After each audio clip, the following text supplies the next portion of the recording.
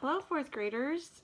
Let me just start by saying how proud I am that you're back in your Google Classroom and looking at these writing slides. Proud of you. Last week we focused on meaning in our poems, and this week we're going to focus on music and rhythm. I'm going to refer to the expert, Ralph Fletcher, in his book Poetry Matters, Chapter 3. Here's what he has to say. One time I visited a class of kids in New York City and read them some poems. The poems weren't humorous, so I was surprised when the kids giggled after each poem I read. "Why are you laughing?" I asked. "Well, the poem sounds funny," one boy said. "Funny how?" "Well, it's like you're at a party," he explained, "and you hear some fresh music and you want to get up and dance."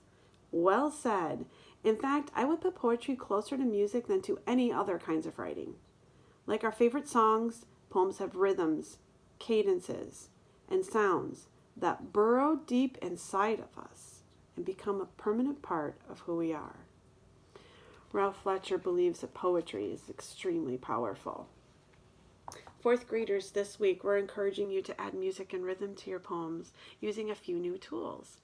So as you look back at the poems you've already drafted and you draft new poems, we want you to look at everything that's in your craft toolbox and start writing your poems remembering all of those crafts. And so some of the things we've taught you that we want you to keep practicing in writing your free verse poems are line breaks. You have to start a new line when you want your reader to pause, when you're trying to make a meaning. You want to organize that poem into stanzas or groups, also for meaning. You want to add figurative language by using metaphors and similes so that that reader can paint a picture in their mind. Have fun with onomatopoeia.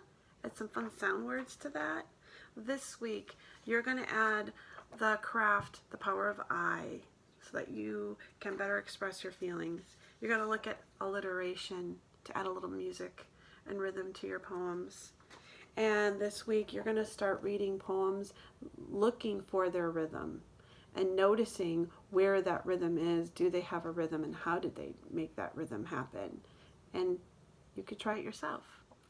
So fourth graders, I want to thank you for visiting Google Classroom. I want to thank you for your effort in writing poetry, and we just want to encourage you to keep practicing writing.